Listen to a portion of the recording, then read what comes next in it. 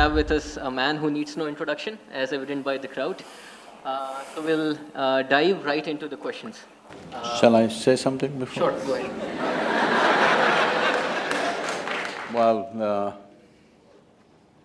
the question is definitely there in a lot of people's mind, why a moment like this, how this came about.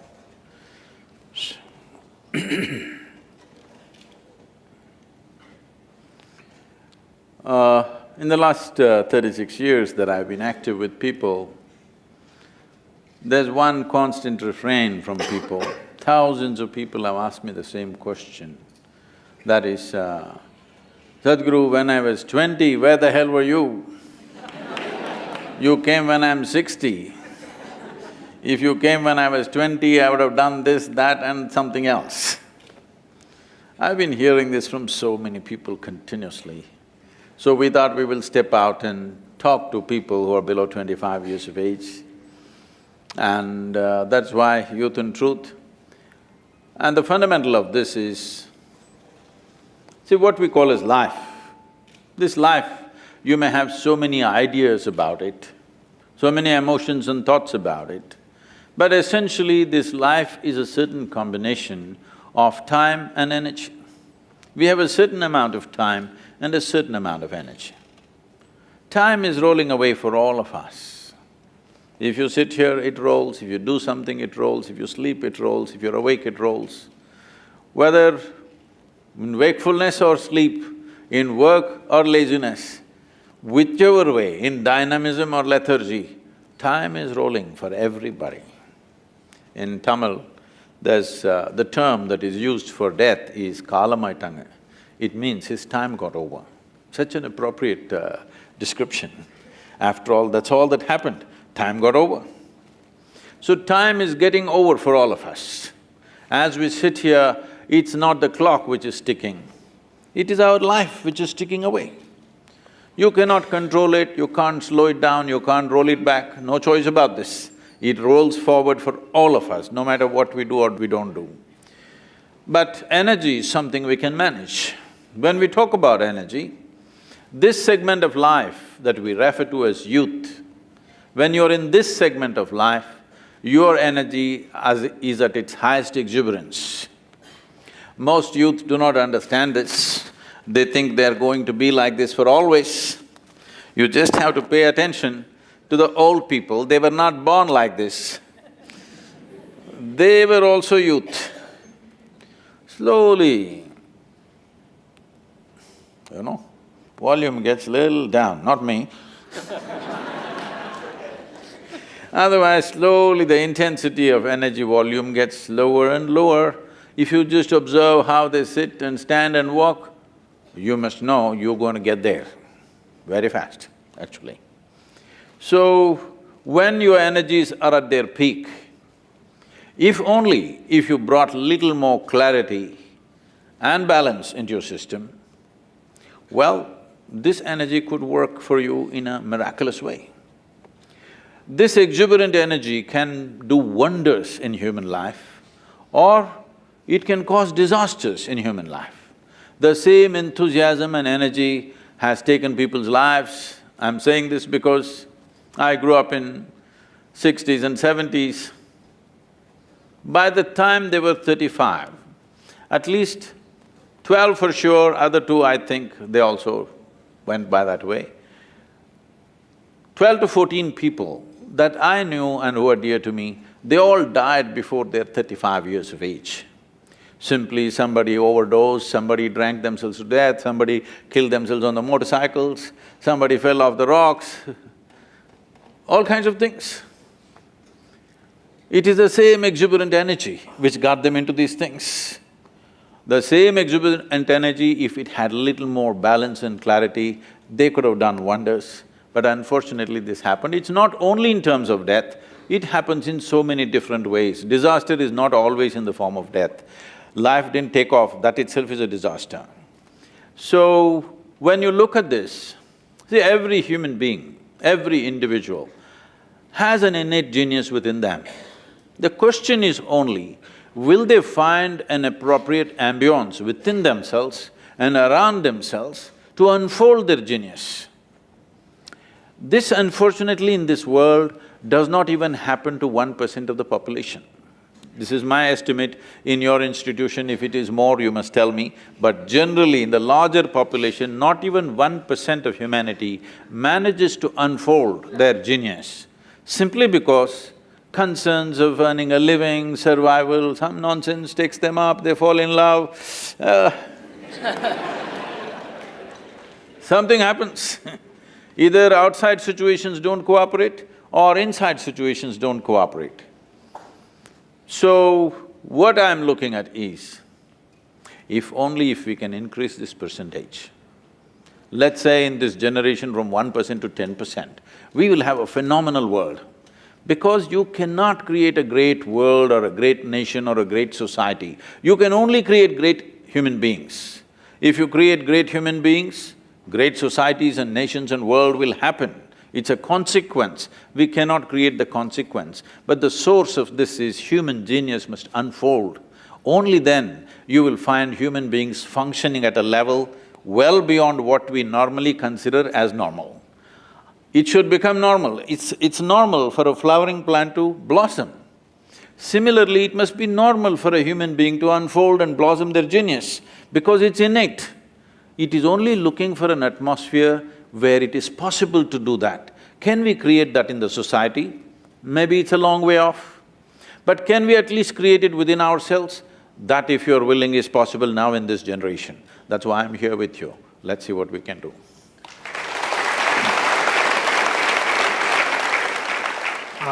That, in essence, answers the first question which we had planned for you.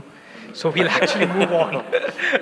But what we have tried to do is so we are representative of the student community, and we have taken their questions and actually tried to divide them in themes. And several themes have cropped up, and we'll proceed theme-wise during this conversation. The first theme that cropped up was about ethics and morality. And even though this wasn't the exact formulation of the problem, there were versions of this. And the version was that if Sadhguru could go back into the past, not because of yogic powers, but if there was a time machine, and with foresight, with knowledge about what happened during the World War II, would Sadhguru kill baby Hitler? Is the first question that cropped up.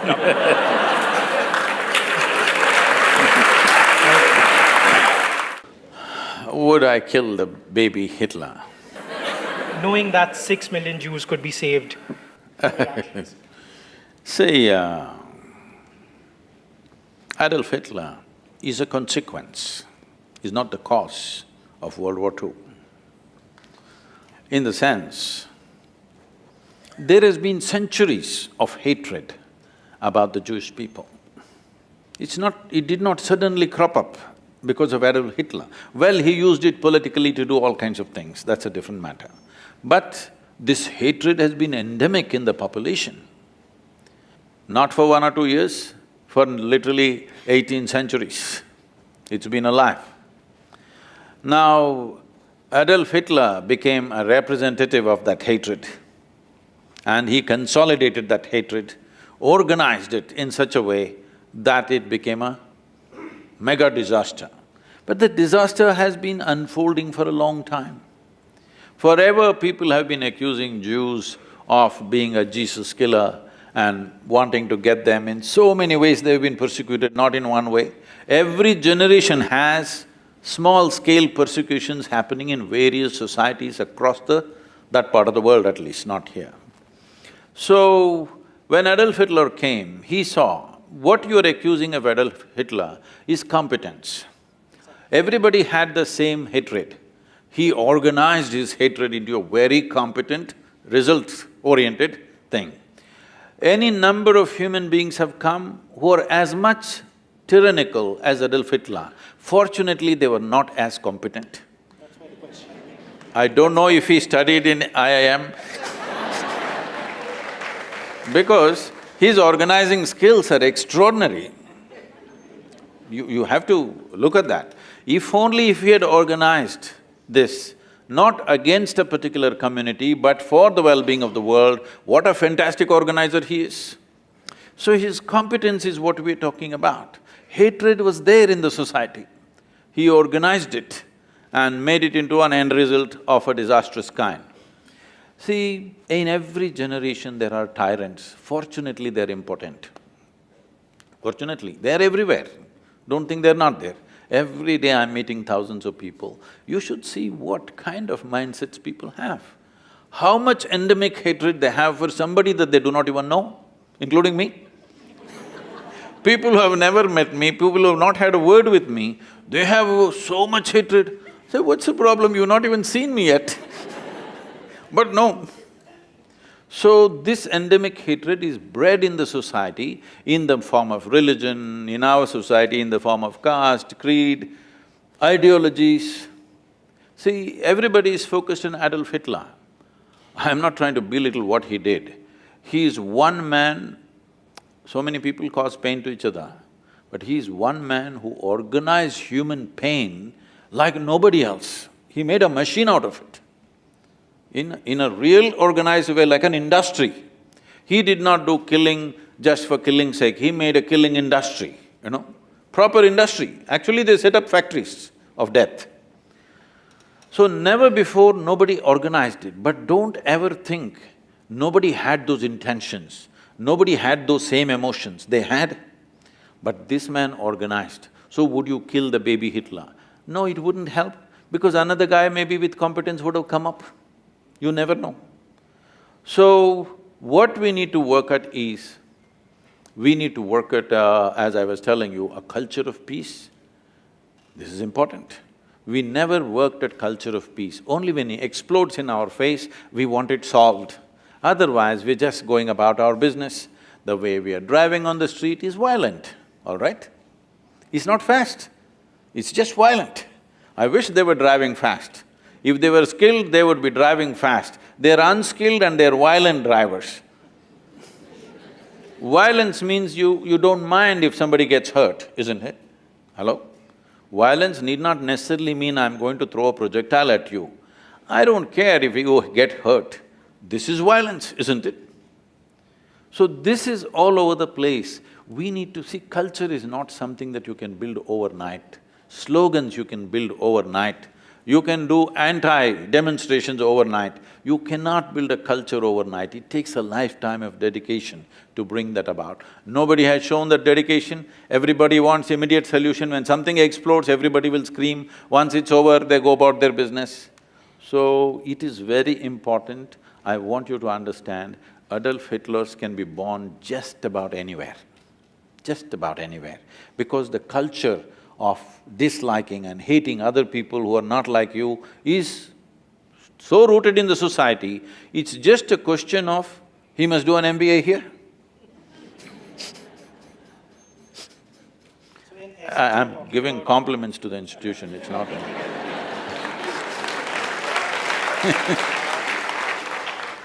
Completely get it, but the main issue over here is that you tackle the root causes rather than manifestations of the root causes.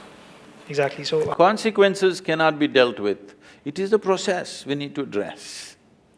So the youth of today have a bit of confusion about the whole spirituality.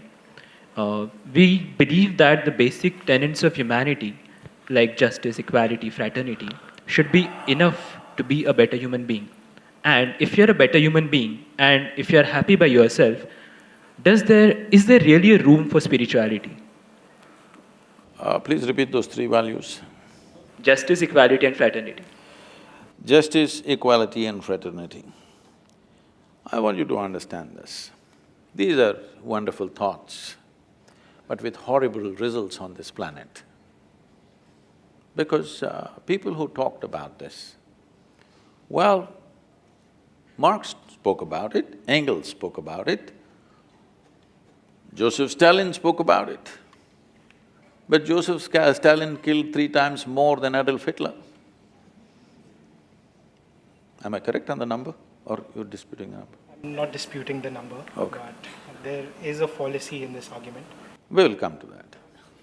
I'm saying you can carry any number of values, but you will see people will learn to subvert their own values in so many ways depending upon how much pressure is put upon them. So instead of morality, instead of this kind of moral structures, it is better that we fall back on our humanity, which is more reliable and always there. If you want to fall back on humanity, if you'll give me a couple of minutes, okay? See, what is it that is setting us apart? Why is it I must think that there must be fraternity? Because first of all, I think you and me are separate. Now I am trying to build brotherhood, isn't it so? First of all, I think the way you are is whatever. Now I am trying to include you. But how did you come to this? You have come to this simply with little bit of accumulated information in your mind, the data that you carry, which is your thought process. Your entire thought process is coming from limited data. Now this data is the feed for your intellect. Because you understand somewhere, maybe not articulated in your own mind, but you fundamentally understand the nature of your intellect is, it will always make you and others separate, because that is the nature of the intellect. Only because intellect is functioning, you have a discriminatory mind that you can discriminate, that is him, this is me. Otherwise you won't be able to discriminate. The other dimensions of intelligence which is in human being are all unifying in nature. Instead of going into those dimensions of intelligence and functioning, you are using your intellect. If I ask you a simple question, would you like your intellect to be sharp or blunt? You must choose, I'm going to bless you right now. You want it sharp, because intellect is a cutting instrument. So you use a knife to put people together, you will leave it in tatters, believe me. You use a knife to cut things, that's fine. To handle material aspects of life, you use a knife because you want distinction. When you handle people, if you use a knife, maybe with the best intention, you will still cause enormous damage. This is the unfortunate manifestation of the principle of communism. There is no more compassionate expression of humanity than communism, do you understand? You can tell. There is actually, in philosophy, there is no more compassionate expression, because everybody according to their need, not according to their greed, is a fantastic idea. But wherever they tried to implement it, what happened was enormous violence simply because it's an intellectual idea. And intellect can only cut. If you try to sew with a knife, everything becomes tatters. This has happened repeatedly again and again. But there's another dimension of intelligence within you, I will skip. In yoga, we look at human intelligence as 16 parts, I will not go into it. The last part of intelligence is referred to as chitta. What this means is, an intelligence without an iota of memory in it. Why is this important is, see, you are who you are and I am who I am only because of the memory that you contain within you, isn't it? You are separate, I am separate, how? That is one silo of memory, this is another silo of memory. When I say memory, it's not just what you remember and don't remember. There is evolutionary memory, there is genetic memory, there is karmic memory, there's varieties of memory. The very way you sit and stand is because of your memory, yes? The very way the shape of your nose is, the tone of your skin, everything is memory. So what you call as myself is a product of a huge amount of memory. Memory allows you to do many things in the world, but at the same time, memory is also my boundary. This is my friend, this is somebody I do not know. How? Because I remember this one, I don't remember this one. It's memory which decides who is mine and who is not mine, what is mine and what is not mine. So there is an intelligence within you which is beyond memory. Only if you dip into that dimension of intelligence, in your experience, all boundaries have disappeared. In the sense, if you sit here right now in this hall, and even for one moment, even for one single moment, if you experienced all these people, just as the way you experience the 10 fingers of your hand as a part of yourself, after that, do I have to tell you morality, fraternity, equality, this, that? When you see somebody as a part of yourself, when you have known somebody as a part of yourself, there is no need for any principle or any morality. This is what spiritual process means. Spiritual process means you begin to experience something beyond your physical nature. Why this is important is, physical nature can only happen in defined boundaries. Without a defined boundary, there is no physical process, isn't it? This is my body and that is your body. How come? Because this is a boundary. Now this is my mind and that's your mind, because there is a boundary. But there is a dimension of intelligence which has no memory. If you enter that dimension, you will see that there is no memory. Because there is no memory, but still you're alert and alive, because of that, there is no boundaries. This can be explained in so many ways. See, if you do something very intense, if you do like this and just hold it like this, you can… Shall we experiment? Just for 20 seconds, vigorously rub your hands together with your eyes closed.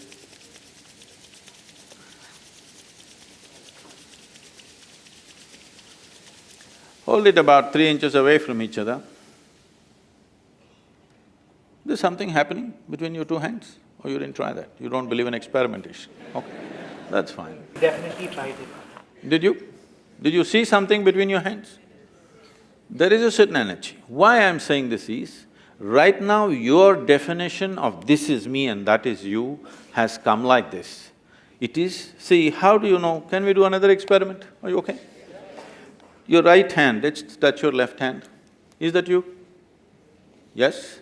Yes. Touch the chair on which you're sitting. Is that you? How do you know this? What tells you this is me and this is not me? No, no, no, no. There is sensation here, there's no sensation here, isn't it? Essentially, it is the boundaries of sensation which tells you what is me and what is not me. What spiritual process means is, you get your life energies into such an exuberance that your sensory body expands. If your sensory body expands, everything within the boundaries of your sensation, you experience it as myself. Right now, this water in this tumbler is definitely not you, but if you drink it, it becomes you, isn't it? This many kilograms, how did it come? Something that was outside now is within the boundaries of your sensation. Now if all these people are within the boundaries of your sensation even for a moment, if you actually experience them as a part of myself, after that, do you need morality? So I guess the main part was that the question, I think, got lost in translation, because in essence, you guys were both talking about the same things. I thought he was speaking in English, was he?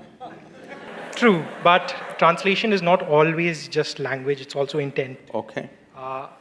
He also implied that if people start looking at other people not as other people, but as humans. But how will you do it? According to me, the knowledge that we are all humans is essential to us. See, it is between human beings that this problem happens. We all know we are humans. If you were a tiger, I wouldn't fight with you.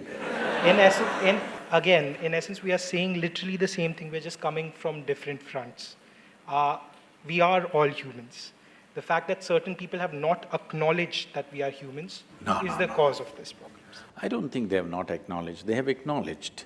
They have said that we are different kinds of humans. Not really. Within a family, there's a lot of fight going on, brotherhood, fraternity, equality, but more clashes are happening within the four walls of a home in a family than between India and Pakistan, believe me.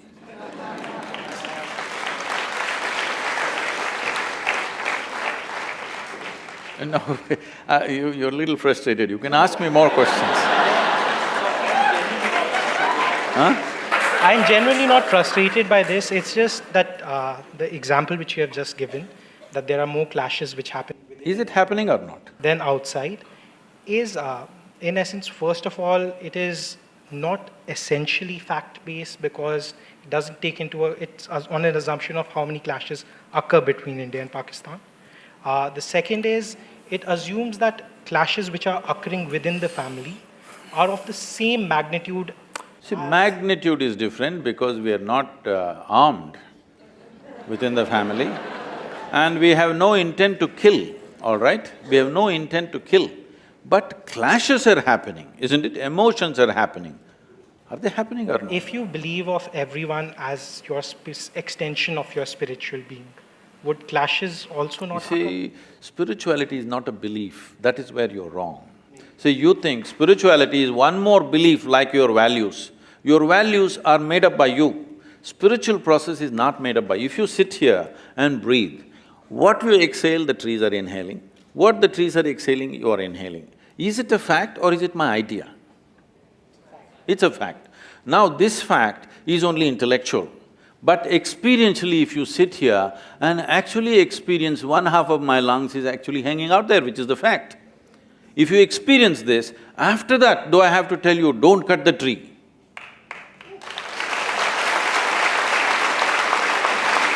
See, there is human thought. This whole thing comes from the fundamental that we have made human thought far more important than the reality of the existence. Human thought is very small because it is just a consequence of little data that you have in your head, isn't it? All the thought that you have is coming from the data that you have gathered. Whatever data I have gathered, whatever you have gathered, whatever all of them put together have gathered, is still a minuscule in this existence. Is it so? Hello? You may be a PhD, but I'm asking you. Is it a minuscule? So with such a small piece of information, you're coming to conclusions which is not right. That is why spiritual process means you don't attach any importance to your own thought and emotion. You see how to dip into those dimensions of humanity which is not defined by boundaries of your physical nature. This is what spiritual process means. Spiritual process is not a belief system, it is not an ideology, it is not a philosophy. When your experience of life is little more than your physical nature, then you use this corrupted word, spirituality.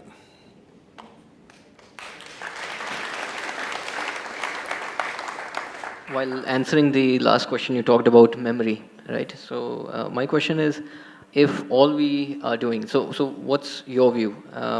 Should we have an all-encompassing memory, or should it be a memoryless being? Because if we are a memoryless being, then there's no concept of future and past. There's no relation between actions and consequences. We talked about experience, that doesn't exist. Now, how does this idea come, memoryless being? You talked about chitta that has… I said memoryless intelligence, an intelligence which is beyond memory. I did not talk about a memoryless being because if there is no memory, there is no individuality of any kind, isn't it? That's what his point. So that's what the point is. I get you. To be an individual, memory is important, but because we have memory, all the It is not shortcomings… memory is important, memory is the basis of your individual nature. Is individualism important, like being… See, individualism means you're trying to make a religion out of yourself. There is no individualism. It is a privilege. Though we are part of everything here, if we don't understand this, we'll get the point when people bury us, that we are a part of everything. Right now we stand up, see, your existence here is like a pop-up on your computer screen. You pop up for 2 minutes and you go, okay? In the life of this planet, you are just a small pop-up. You will go poop and poop, that's it. You and me, right now when we are here, we think we are this, but all this countless number of people who came before us, you think they were idiots? They were also like you and me, big people, but all topsoil now, isn't it? So anyway, we have no individuality. Individuality is an assumed thing. This is a great privilege creation has given us, though we are part of everything. We are allowed to experience life as an individual, how fantastic it is. We are greatly, grateful to this process because it allows a little bit of individuality for these few years that we are here. These years in the life of this planet is really nothing, 2 seconds they calculate something out of the billion years, whatever it's been here. So if 2-second pop-up assumes individualism, what is that? It's a privilege that we have some sense of individual experience. Otherwise, we would have no experience if there was no memory, okay? So if you dip into chitta, does my individuality completely vanish? No. When you dip into it, it gives you an experience beyond the boundaries of your individuality. Because of this, see, you are in this country, you're an Indian, but can you travel out? If you travel out, you're not an Indian anymore? Still am. You still are, just the same way. I'm still the same person, but I'm no more limited by the boundaries of my physiology and my psychological structure anymore. This gives me a larger sense of experience.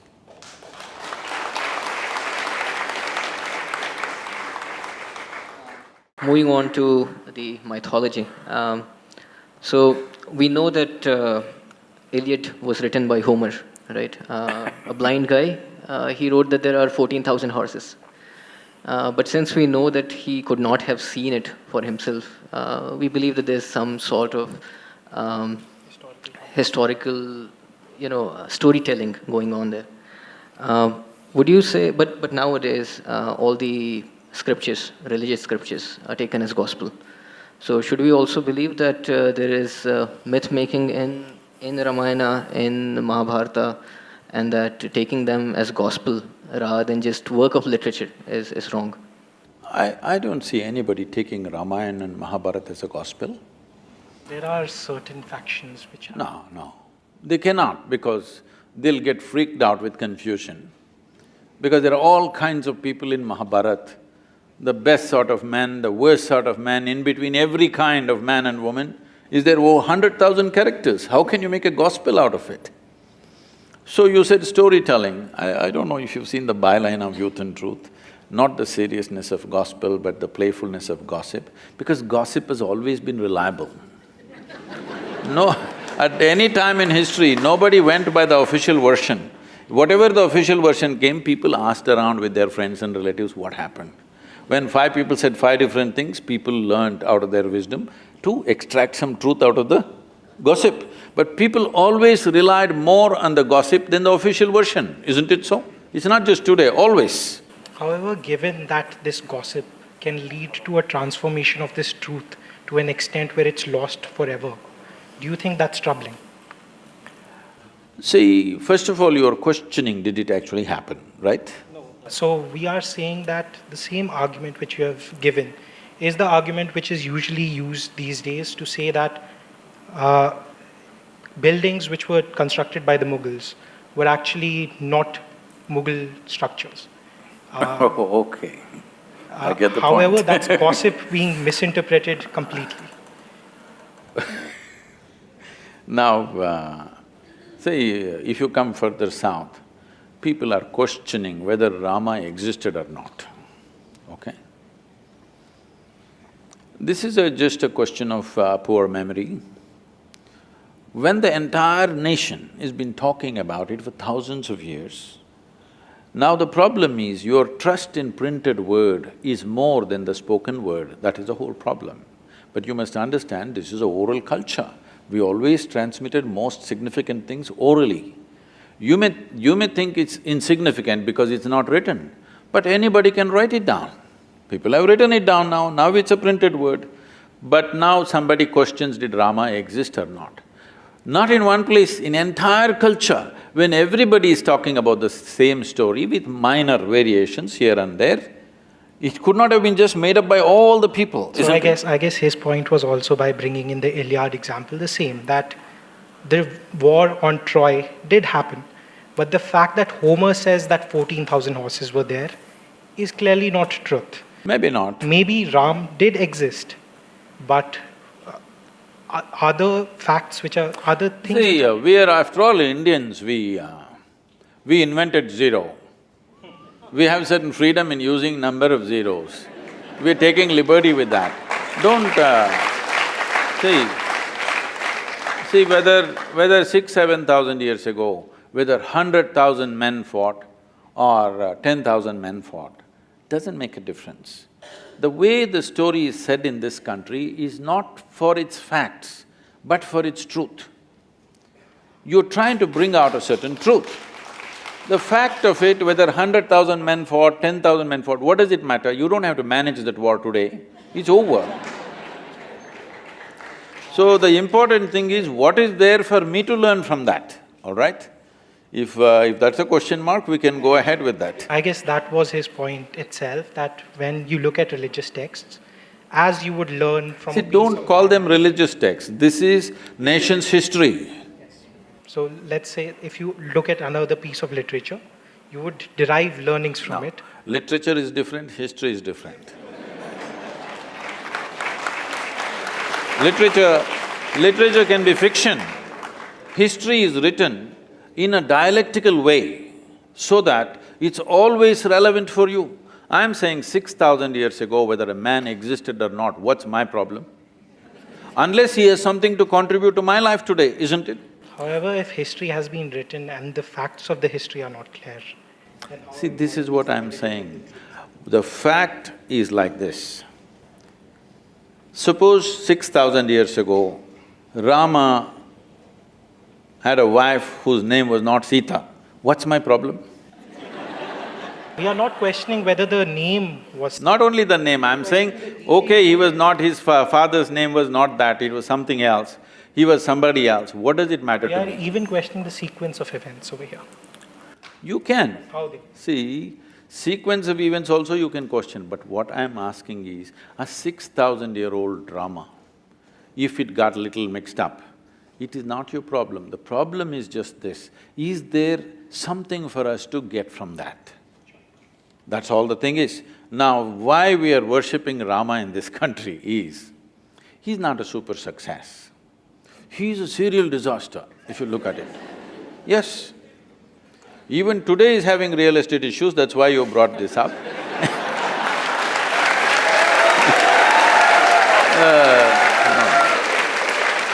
But it is not today alone, it's not today alone. Right from the beginning of his life, he is in trouble and trouble and trouble and trouble.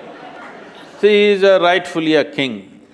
He's coronated at the age of 17 or 18. He marries a princess, and within 1 or 2 years, he's sent to the forest. They didn't go to the jungle for picnic. As some of the television serials are showing Rama, Sita doing all that. No, it is like, throwing him out of the kingdom from his power and everything. That itself would have shattered a man, but he settled down there. But Rama is also an insecure person who, when Sita came back to him, first she sat through fire. We will come there, don't First jump. she sat… First, let's kidnap her, no. See, now you're changing see, now you're changing the sequence of things. First, let's kidnap her, all right?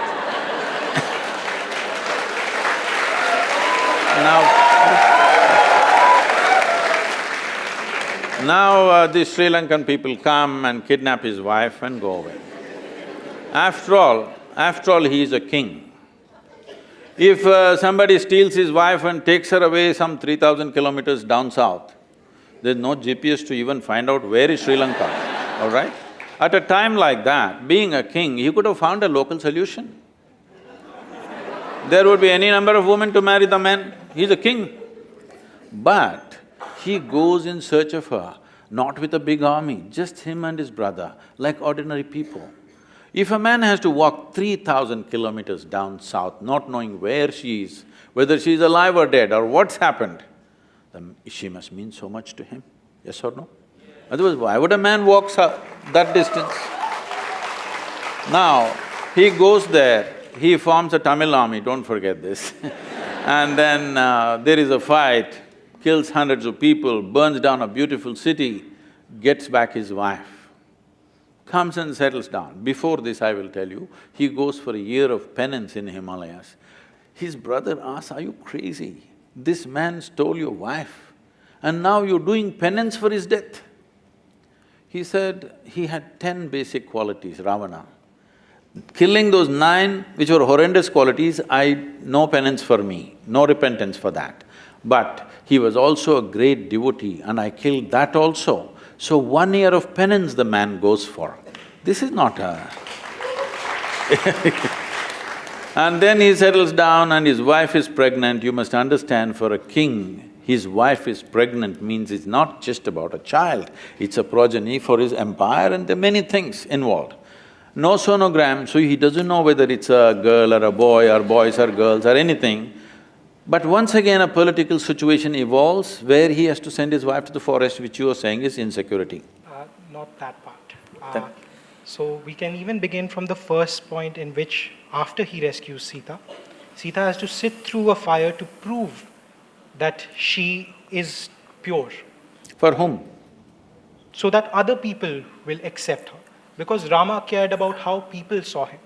Rama, when he came back, a random dhobi in your kingdom said that Sita I am not like Ram, who will keep a woman in my house, who might have a child which is not mine. For this, Rama sends away Sita again to the forest. That is the insecurity you're talking At about. any point, Rama wanted his people to love him. No, let's come to this properly. Today in our country, there are many kinds of things. I'm asking you, do you want a leader for this nation who puts the people of this nation above his own family and his personal love? I'm asking you. Or do you want a Dhritarashtra, at any cost my son? You want a man who puts the citizens of this country above his family. This is not just another woman for him. He went and fought a battle for her, walked 3,000 kilometers. This is not just another woman. He is living for her, but still he sends her back to the jungle when she is pregnant, knowing fully well that it could be his future for this kingdom. And he's putting… See, it is not just about a dhobi, this is what your mistake… you're taking these things literally. When a dhobi said, what it is being said is ordinary people are talking like this. Ordinary people have no trust in the king, that he's just brought some woman from somewhere and he's made her our queen, because queen is seen as a mother to the nation. We don't want such a woman as our mother, that's what they're saying. She went and lived with some man somewhere. This is what the people of those times are saying. So if the king says, I don't care what you think, I love my wife and keep her, that would be not a good king, not a good administrator. So he's putting his people above somebody that he loves very, very dearly, and she's pregnant. It's not a small thing for him, it means a world. But still, he sends her to the jungle. This should be bowed down to, this is why we bow down to the man. No? Please say it. No, why? He has something to say, please.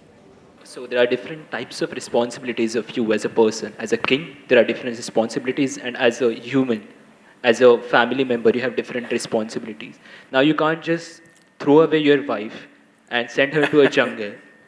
It's like just objectifying her.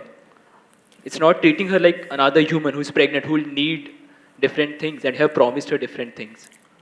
Well, then you're against Gautam Buddha, you're against Rama, everybody.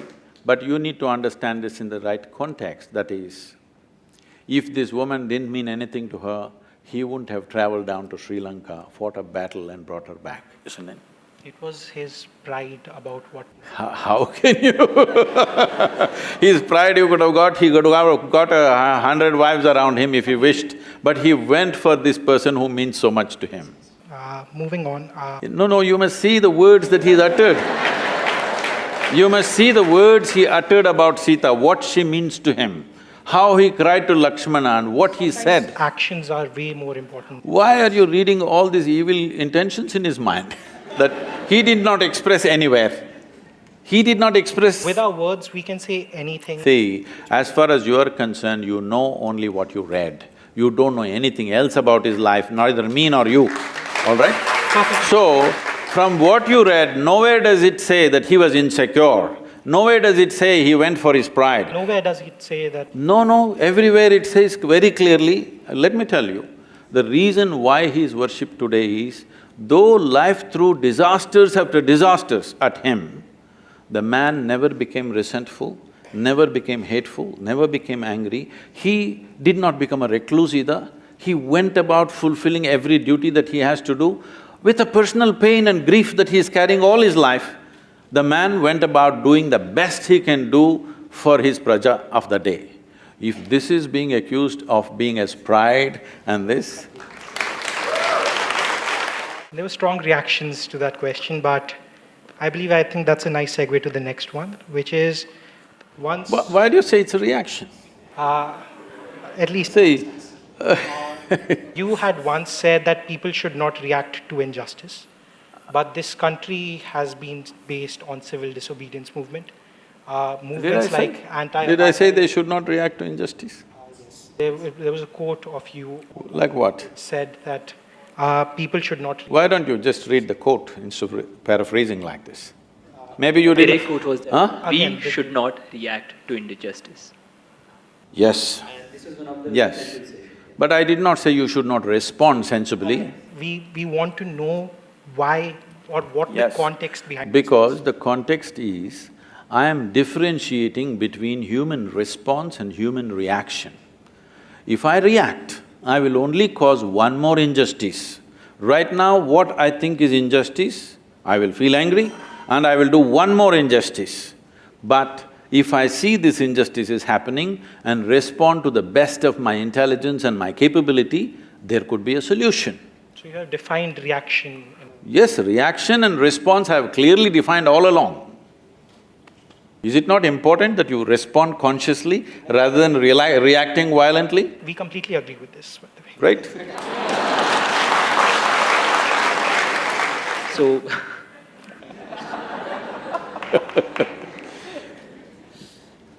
I'm glad your serious face is gone, you're laughing, now we can talk. so this was you quoted somewhere that religions have nothing to do with the lynchings that have been going on around. But if we see the facts, members of a particular minority community are being targeted by the perpetrators who identify themselves with another religious community.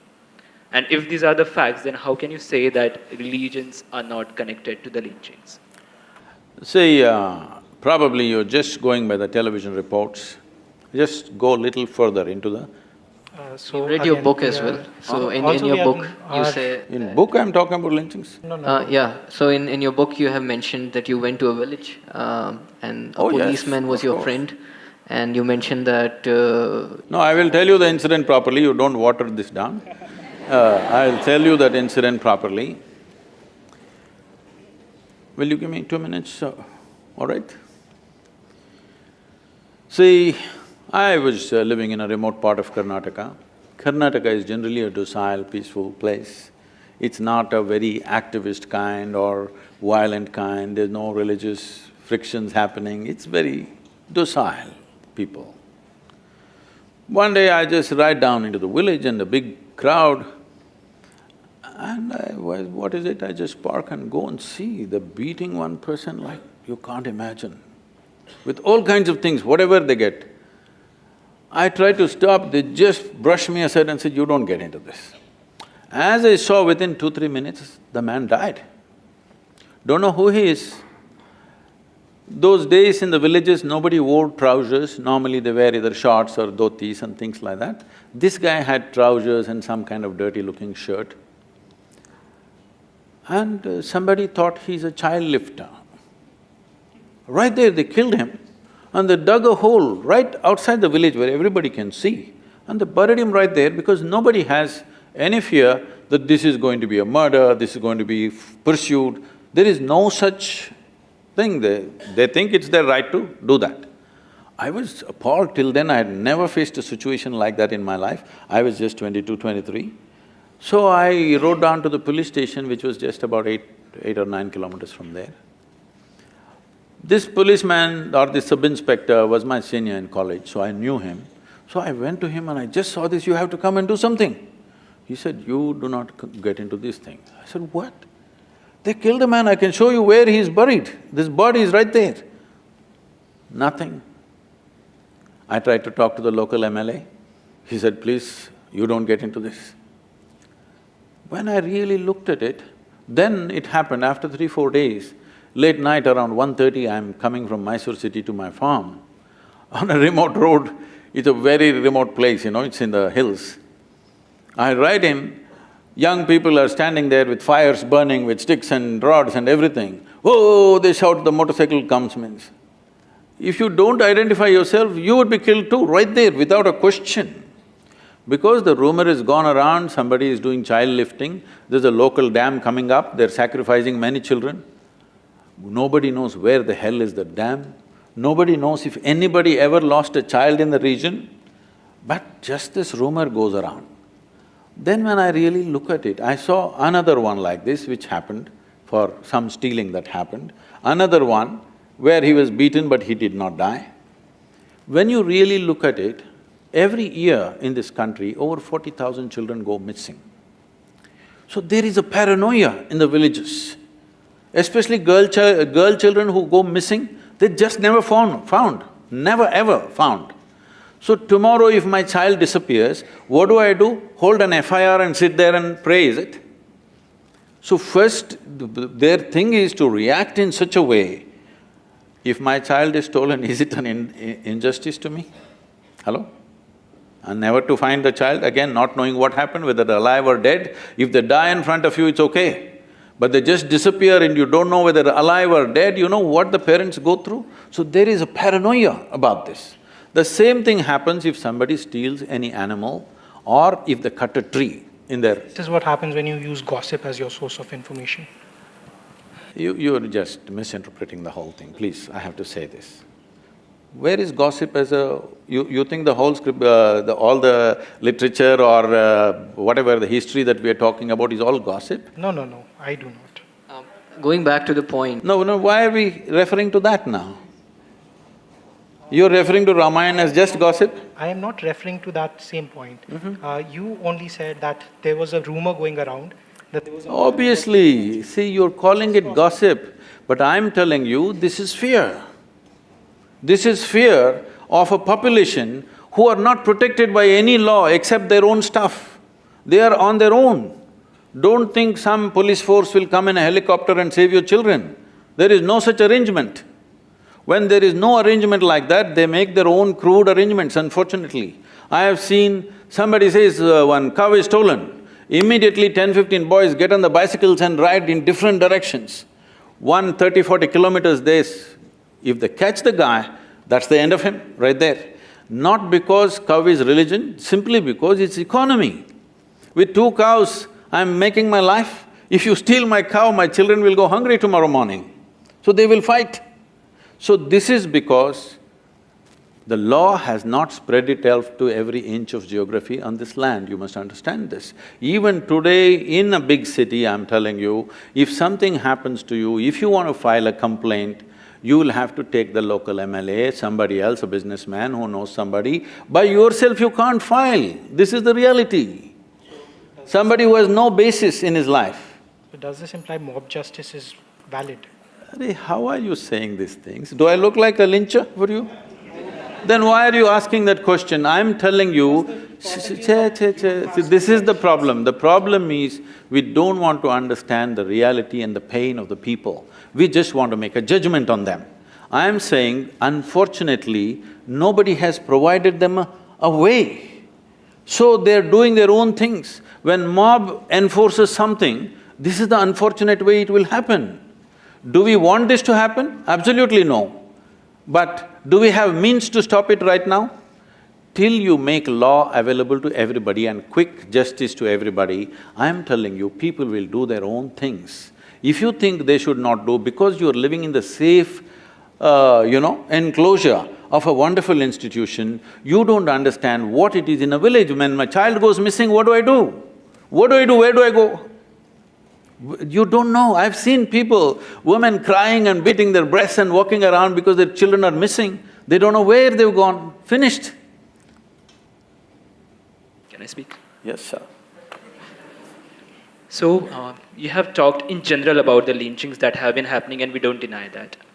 They have been happening throughout the history, they have been happening in this country, and our inability to bring them to the judiciary is the cause. But I'm talking about a specific type I got of it. I got that. which have increased recently and which are facts that they have been increasing recently. And it's not about my cow getting steal, it's about there is a cow somewhere out there, it's been killed and now I have to lynch for that. There is a difference in mentality and it has not been seen before. Definitely there is. It's not that it's not been seen before. It's right now being reported because this is one of the political strategies that's happening in the country. It's not also about political strategy. There are many incidences which are not being reported by media but are still happening, and there's research being going on about that. So whatever we found out about the lynching are just like few percentage of that. It's a very small percentage what you found out. Till now in these 4 years, because basically this is all focused towards this particular government, all right? So in these 4 years, 42 lynchings have been reported. Out of these, 12 lynchings are supposed to be more, religious basis is there to it, 12 of them out of 42. But over 3.5 to 4 million bovine animals in this country are stolen every year. And they're smuggled across both the borders. Now western border has become very tight because of security issues, largely it's going through the eastern border. When this… who is losing these 4 million cows? You must see this. Whose economy is ruined? Somebody's economy is ruined, his family economy is ruined, isn't it? Because the animals went away. Over 3.5 to 4 million animals are stolen in the country every year. And anyway, for your information, every year, in 4 years, 42 lynchings have happened, 12 of them have a religious connotation to it for sure, there's no question. Those are just reported. That is reported. But what is not reported is every year, over 100 uniformed men, including BSF soldiers, are lynched and killed by the cattle smugglers. That's totally a different issue. Let's not bring that into it. That's totally a different issue. No, please, why is it… is connected, right? So this is not No, just no, about… please let us… why… just because somebody wears a uniform, is he supposed to die?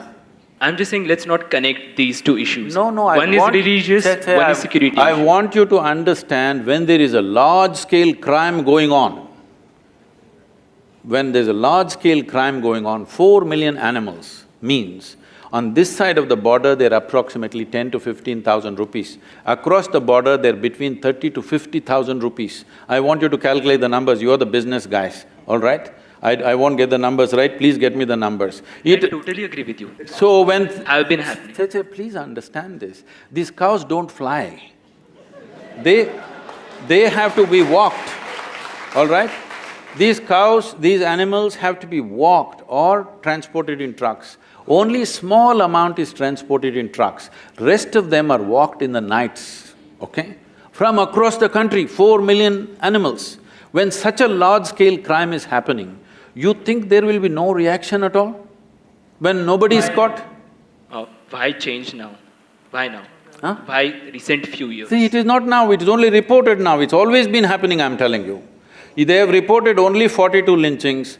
I am on camera, but I'm telling you, from my experience of rural India, I would say anywhere between 200 to 500 lynchings have happened in these 4 years. And similar numbers or much bigger numbers have happened in the past. Because unfortunately, this is how things are enforced in this country. You have to change it means you have to create an enforcement mechanism that's available to everybody. In United States, they say an average time in which a police car arrives is 3 minutes and 20 seconds, even if it's in Montana, average time. In New York City, they will arrive within 30-40 seconds, armed men, not just handguns. If you open their boot, they got a shotgun, they got rifles, they got works. Now, a lathi-wielding, cycle-ridden policeman comes, you think he can handle these 10, 15 youth or 100 youth who are indulging in this violence? He is not capable of handling. So can we create a nation where law can be enforced, or are we just going on accusing each other, you did it, I did it, I did it, you did it? What's the point? If you want to create a law-abiding nation, the instruments of law should be strengthened. We're talking about police reforms for 25 years, where the hell are they? Exactly, I think we were also thinking at the same time. So like, to wrap up the argument here, I'll be wrapping up your argument. So what you're suggesting is that mass hysteria is pretty common, has already existed, mostly because of… you can give names sitting in the comfort of your well-to-do homes, you can give these names, it's mass hysteria. Tell me, any of you ladies, I'm asking you, suppose your child is stolen and you know that you may never find, how will you react? You will go wild, all right? Don't call it mass hysteria, this, that. This is absence of law enforcement. We are also agreeing with that it is strong… But why are you calling it mass hysteria as if it's some kind of an ailment? I mean, this is caused because people don't have enough information, or they believe in rumors, or because something is happening. There are rumors, but why are you ignoring? Every year, 40,000 children are stolen, it's not a rumor, it's a fact. Nearly 4 million cattle are stolen, it's not a rumor, it's a fact. Also, legal enforcement needs to be strengthened. The fact that these things That is happen all. is That's all. problematic. That is all I'm saying, but you pick up one sentence and you say supporting lynching, how can you say that? This looks like… I am not supporting lynching. Again, Sadhguru, one important thing is, these are things which we came across, which we felt that… You can ask me, there is no problem asking any question. We wanted to know what was the context This behind is the these context, statements. all right. Because as you pointed out, people should not react to injustice had a very different context. They must respond sensibly. In a conscious manner, human being means one significant aspect of who we are is, see, we do the same things animals do. We are born, they are born, we eat, they reproduce, we sleep, they sleep, we die, they die. We do the same things. Only difference is we can do these things consciously. If we give up that one consciously acting, we are just one more creature on this planet. So I was making the distinction, if you react, you will just express your animal nature in some way. So this whole lynching business is just a reaction. But at the same time, people are helpless, they have no other way. There is no other way. You can go and file an FIR and hold this paper in your hand. You will not see anything happening in a village. You have said that all men and women are equal, we all believe that. Why should you believe? Like there's no disagreement here. I thought it's the same species. What do you think? It is. But you have also said that you cannot imagine your own household without a non-working mother. Did I say that? I guess… Yes. No. My mother was working more than anybody else. I think so. She took a lot of pride in doing her work.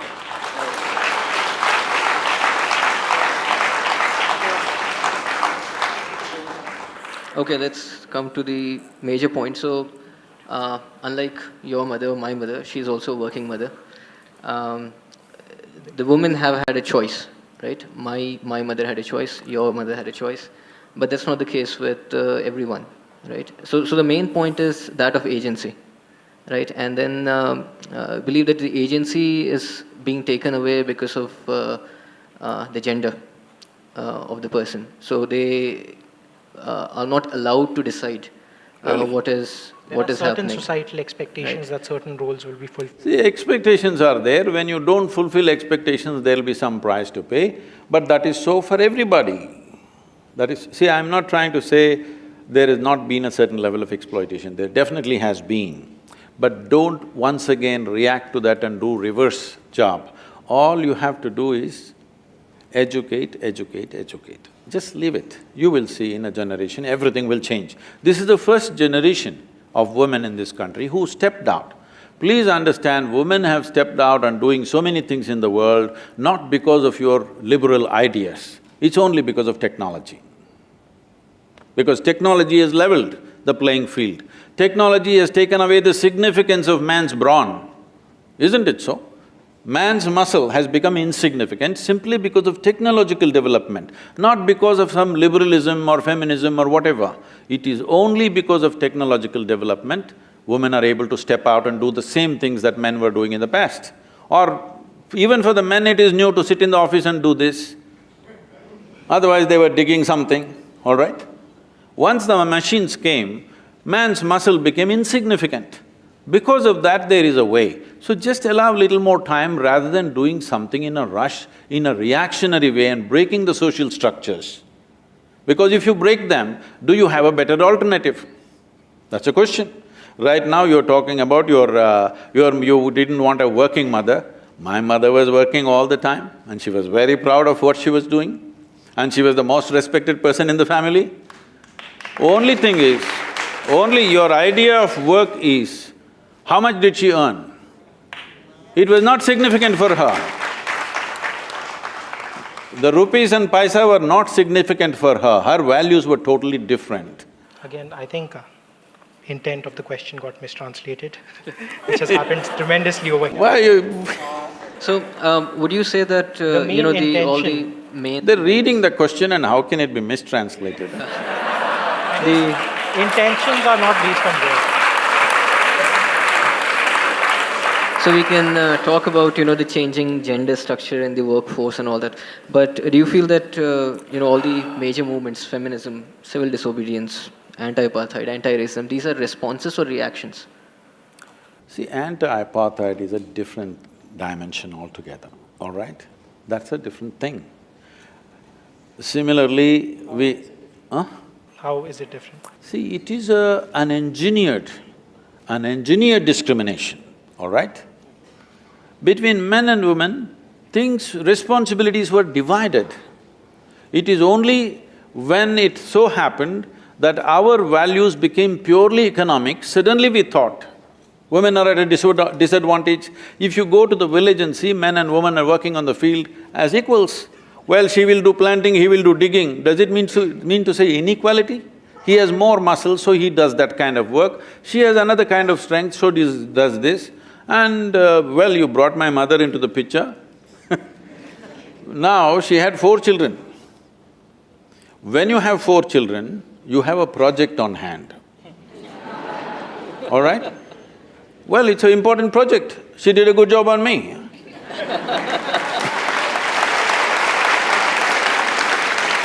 The kind that I was, if she did not tend to me constantly, I don't know what I would have become, all right? She did a good job on me and I'm glad. Not by domineering presence, but simply out of her love. You could not do anything that she won't like simply because she will simply sit there with a tear in her eye and finished, everybody's finished in the house. That's all. She never said one word, she never scolded anybody, abused anybody, beat anybody. If we did something that was against whatever she thought is good for everybody, just one tear appeared in her eyes, finished we were. Everybody got fixed, absolutely. So she had that kind of power and she exerted that when she had to. Because she did not earn money, is she inferior to anybody? I don't think so. I don't think even he implied that. No, when you say working mother and a non-working mother, it's a wrong description. They're working. Only thing is, they may not be getting paid for it. Exactly how you said that react and response are nuanced versions of the same word. Working, non-working are nuanced versions of the same word. So we're talking about, the gender roles that are usually associated, and what the expectation is. See, if a woman wants to work outside, anyway, there is a biological responsibility. For some reason, nature has trusted a woman more than the man and entrusted this responsibility of manufacturing, I'm using the word manufacturing intentionally, manufacturing the next generation. Isn't this one of the most important things that needs to happen in human societies? Hello? If we don't do this properly, it doesn't matter what kind of management techniques you learn, is it going to work in the society, I'm asking?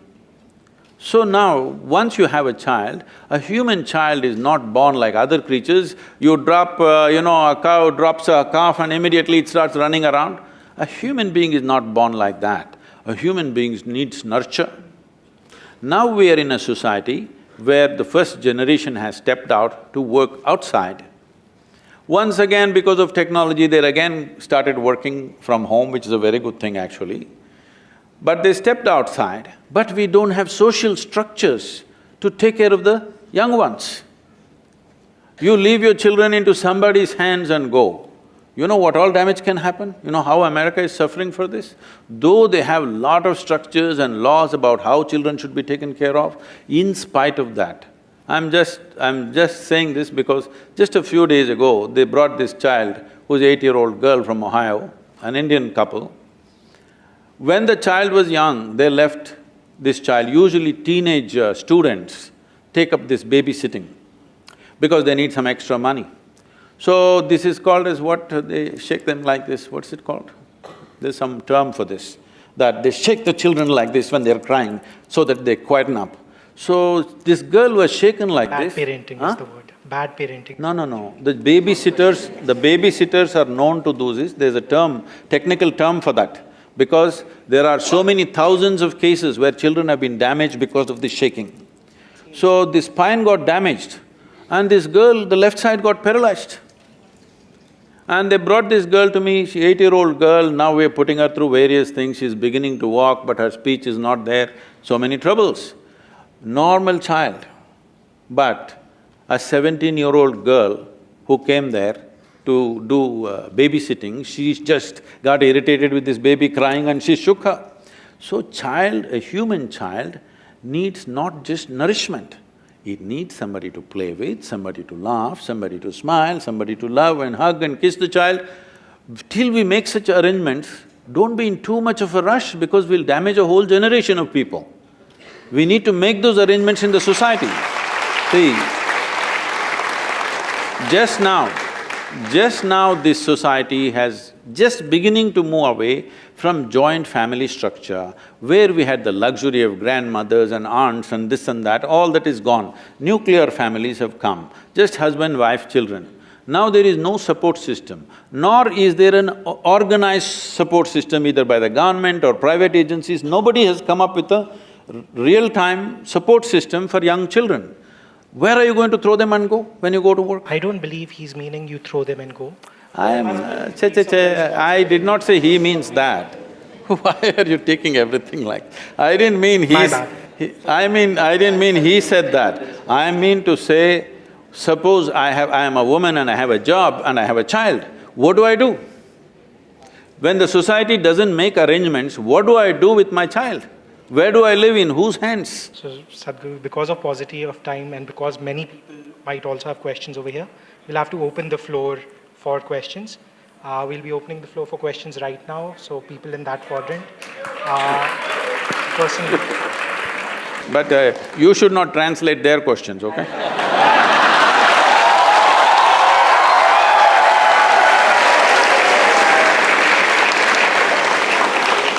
Question that if I get a seat at IIM Ahmedabad, my parents are very happy and then they congratulate me for my hard work. But the same thing, if I do not get a seat, they are like, you will get what God intended for you. So if already everything is predestined for me, why do I take up all this effort to even work hard? No, it is not predestined, they just have a system as to how to address the failure.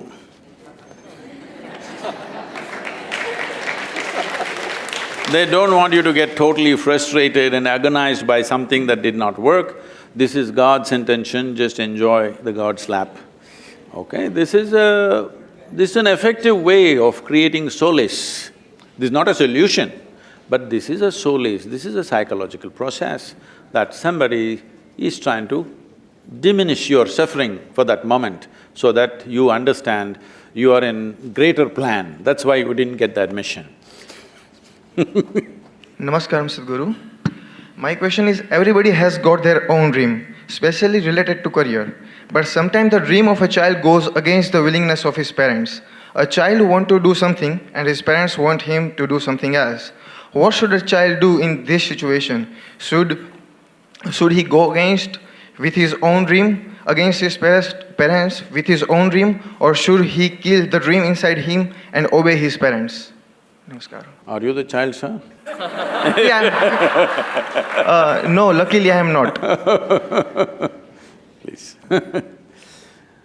Well, we must understand this. If what we want to do is not in an already laid out path, if you want to do something different, if you think you will ever do it with everybody's approval, it'll never happen, all right? At the same time, somebody has born you, somebody has brought you up, somebody has educated you, somebody has… in many ways they lived their life for you. Can you just reject them and do what the hell you want? No. So, you must understand the parent and child relationship is that of love. You must increase the love volume and do what you want to do.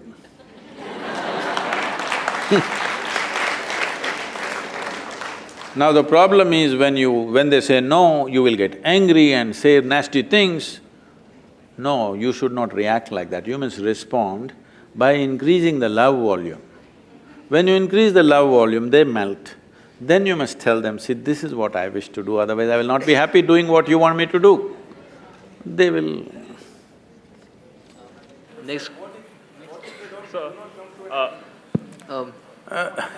There is a price for everything we do in our lives. So we were talking about how it is a dilemma for a mother if she has a job to serve and a child to take care of. My question is why the same dilemma doesn't exist for the father? Because you're talking about a mother should be there to play with the child, to take care. Why can a father not be there? Or why the same dilemma doesn't exist for the father as it does for the mother? It is not that it doesn't exist, it does exist today. It is just that at an early age, a child prefers mother's company more than the father's. When he starts running around, he likes father. When he is still crawling and boo-boo-boo, he likes mother. At least the first 3 years, 4 years, the child prefers the mother because it's natural for the child to prefer that comfort of a mother. But when he starts running around 6, 7, 8, then he wants father because he wants adventure. He wants to go out, he wants to go on a motorcycle or he wants to go somewhere else. But early age, he wants the comfort of the mother. Now, generally, we have not created this. This is something we can do, which we have been talking about but it's not happened. There are many people like this. I said such people move into one apartment.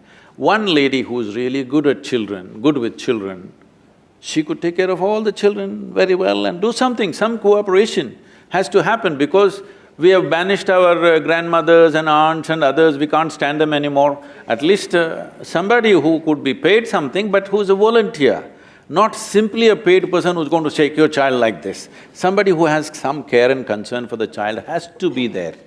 But unfortunately, those arrangements are yet to happen in our society because it's new. Arrangements have not come. I'm sure in the next 15, 20 years this will come, but there is a certain amount of suffering in the meantime. So, for the manifestation or the achievement of the goals or passions, or even for holding a king cobra, as you say, a wholesome control over the chemistry of thoughts and emotions is necessary. So, at this point in life, with so many stimulations, opportunities, distractions, ambitions, passions, everything hovering all around, how to achieve that control over the chemistry of thoughts, emotions, and fears as well. So, how to aggravate or elevate that ether within to read that, like to reach that silence within where we could do what we want and whatever we want becomes what it is. It's a long question, eh? See, one thing is, when it comes to what's within us, if we do not harness the prowess of this body and the prowess of this mind, you will not do anything significant, isn't it so? The question is, what methods do you have? Right now, the only methods you have is education. That is learning techniques, learning methods, learning information, exposure, this. There are other ways to do this also, where you can organize yourself that your body and your mind takes instructions from you. This is one aspect of it. It must. Your body and your mind are your most basic faculties that you have. They must take instructions from you. If they work against you, you're finished, isn't it? Right now you call this stress, anxiety, nonsense, whatever. Essentially, your intelligence is working against you. Your thought and emotion is not going the way you want it to go, it's doing its own thing.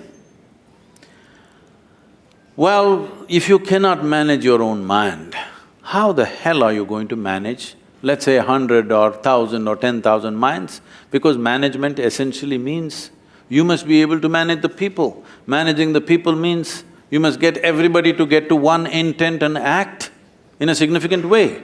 How will you do this when your own mind doesn't take instructions from you? You cannot manage yours, but you believe you can manage theirs? There is no way it's going to happen. This is why a whole lot of people who are in successful professions are all having ulcers, heartburns, heartbreaks and all kinds of things because they are upping the activity without enhancing themselves. It is like you want to be on a Formula 1 track, but you went with your small little car that everybody drives to the office. Then if you drive at a certain speed, four wheels will go in four different directions. This is what is happening to a whole lot of people. When they aspire for what they want and go at it, their body breaks down, their mind breaks down, something happens simply because they have not strived to enhance this. First you enhance this, activity will open up in the world for you. But you are in a rush for the goals that you have set up already. Because of that, you don't spend time on the… If you do not enhance the machine, activity cannot be enhanced. Stress will happen, breakdown will happen, isn't it? But when it comes to the outside world, there are a lot of misunderstandings about what is coming our way. Can I tell you a joke? Are you? Because it's been so serious, This happened in Michigan. A tiny little bird was very exuberant and happy, and winter started coming. It should have gone south, but it was so happy it forgot about it and little late. Then it tried to fly, but because of the cold, its wings froze and it fell down. Then a cow was passing that way. It's an American cow.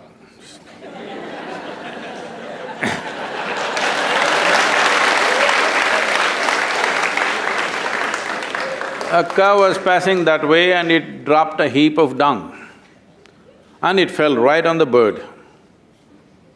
So inside this dung, the warmth of the dung caused thaw of the wings, the ice melted away and it felt happy and warm.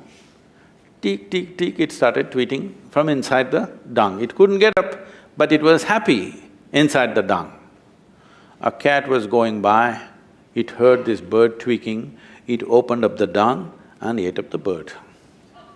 The moral of the story is, not everybody who heaps dung on you is your enemy. Not everybody who gets you out of shit is your friend. And above all,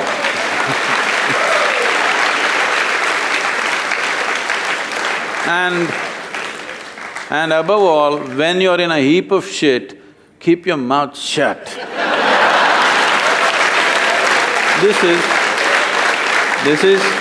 No, I'm saying this because we have created a world now, if I have trouble, I must talk to everybody in the world. They're all going to give 1,000 solutions. No, when you feel you're in trouble, please just spend some time upon yourself. Invest some time and energy upon yourself, because there is no trouble which troubles you except what you allow, isn't it? What is it? You must invest some time and energy upon yourself. This value of solitude is totally gone in the world in this generation. Please bring it back if you want to make yourself of some substance.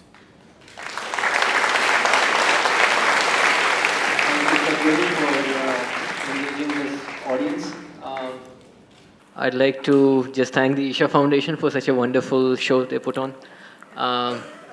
And thank you, Sadhguru, for spending so much time with us.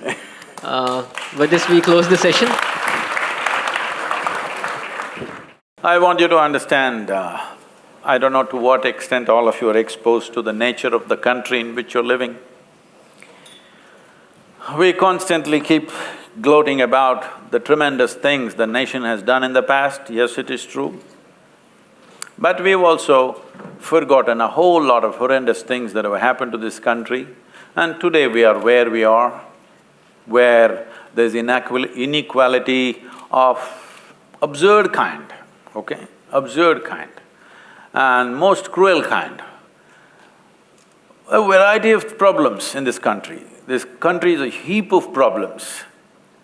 This education that you're getting here in a premier institution, please may it become the source of sorting out and solving the problems in this country, because I'm telling you, not even 1% of this country's population can even sit in the kind of comfort and ambience that you and me are sitting right now. Not even 1%. This cannot be called success. This cannot be called even a nation, if you ask me. So, we have to make a nation out of this 1.3 billion people we have on our hands, and a whole lot of them are youthful.